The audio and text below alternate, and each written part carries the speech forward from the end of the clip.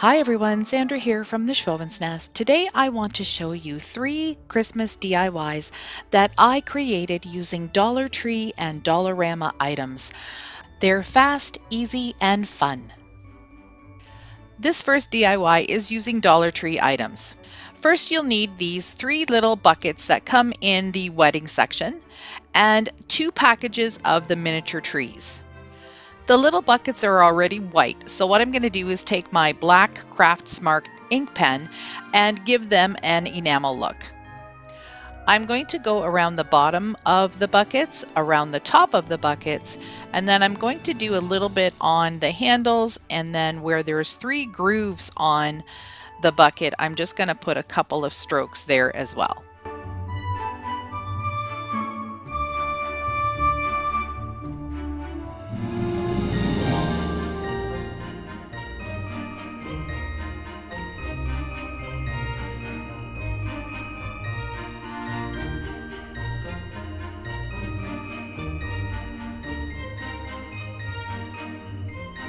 I needed something to put inside the little bucket so that the Christmas tree would be able to stand higher up and not fall to the bottom. So the little cylinder piece I got from a roll of contact paper from the Dollar Tree, and I just cut a section that would be just a little bit shorter than the height of the bucket, and then just a little piece of cardboard that is cut out to be a bit smaller than the top of the bucket, and you'll see that I'm just hot gluing it in, and then that will become a little platform for the tree. I'm using the larger of the 2 trees that come in that pack, and I'm using some hot glue to glue it onto the cardboard. Next, I'm going to glue some faux snow that I got from the Dollar Tree onto the cardboard and a little bit onto the base of the tree. So how I'm going to do this is put on some hot glue, and then I'm literally just going to pour the little styrofoam balls into that area and then press it down with my finger. I'll continue this technique all the way around until I have the majority of the cardboard covered.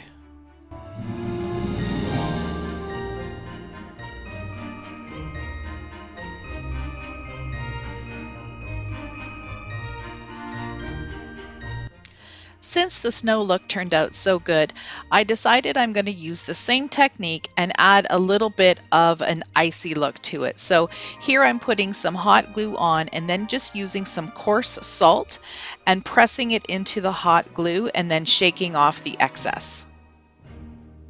I'm going to add the salt in about 3 or 4 different areas. I won't cover all of the snow, but it will just give it a really nice frosty look.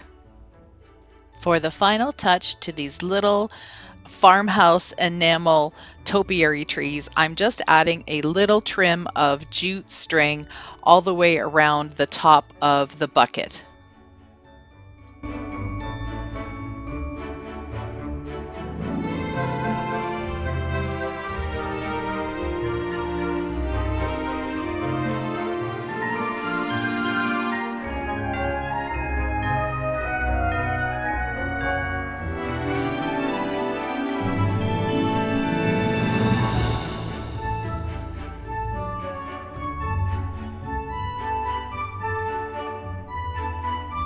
The next project I have for you is also using a Dollar Tree DIY reindeer ornament.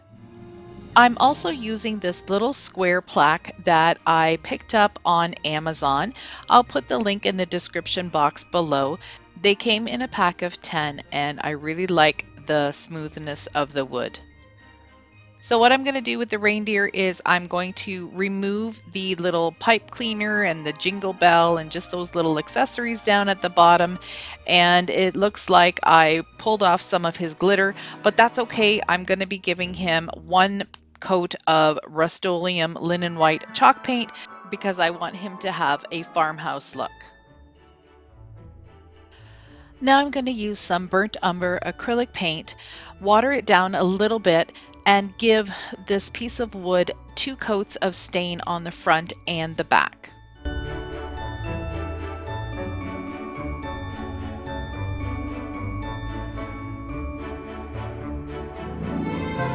While I'm waiting for the paint and the stain to dry, I'm going to take some of my jute twine and create a necklace for my reindeer. And I'm going to use 3 little jingle bells that are also a Dollar Tree item. And the first thing I'm going to do is tape the end of the jute string because it frays really easily and I want to be able to thread it through the bottom of the jingle bells.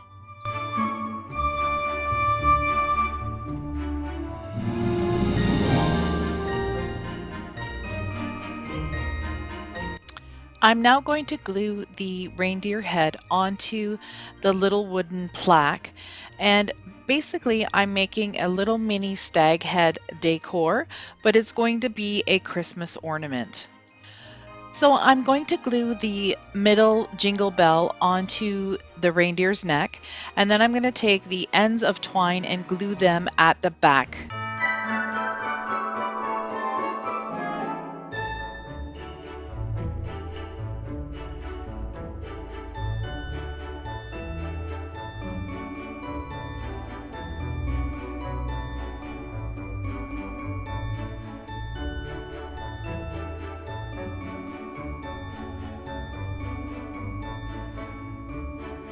I decided to add some greenery and some berries to the bottom of the ornament to make him look a little bit more festive. The last thing I'm going to do is take some jute string again and go around the exterior of the little wood plaque and then create a hanger with the jute twine as well. I always start adding my twine from the middle of the piece of twine rather than one of the ends because I like to have everything smooth and all one piece and I don't want to have any cuts around the frame. So what I do is go around it and then I tie it off on the top in the middle and then create a loop.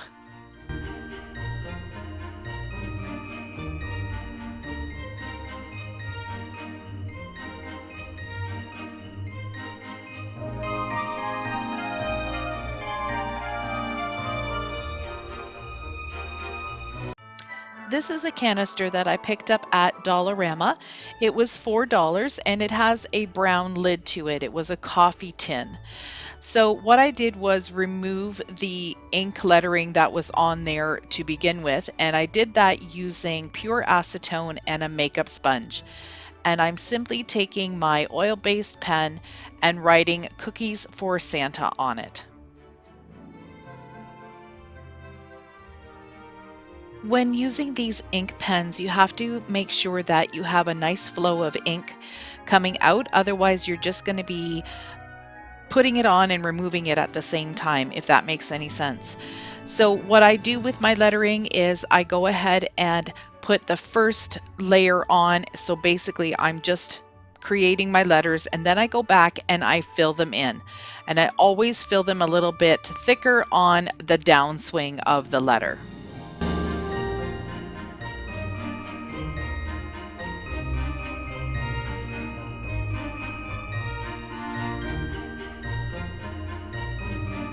Here you can see that I have the word cookies on it, but I don't like the way it turned out.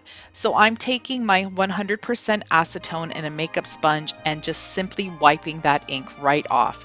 That's how I removed the original label.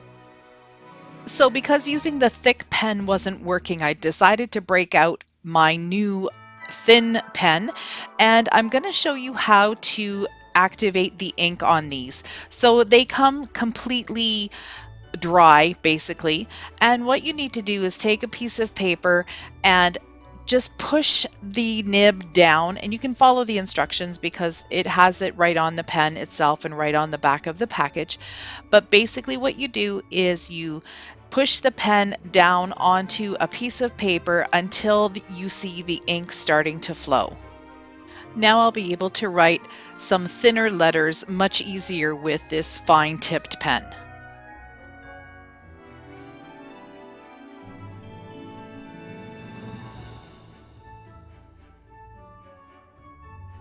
To make it easier to do the shading part, I usually spin the item that I'm working on just to make it a little easier to work with.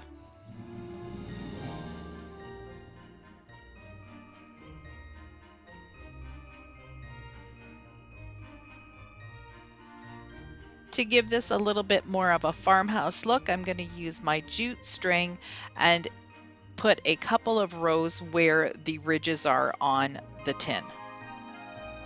At first I thought I would use some of the berries to add a little bit of embellishment to the tin, but then I decided to just glue one single jingle bell on the top of the lid. So what I got here is a ring of jingle bells that I picked up at my Dollarama, and they came in a bunch of different colors. I'm going to need to just flatten out that little bump where you can thread things through on a jingle bell. So I'm just going to take my screwdriver and give it a little bit of a push, and then it will sit flat.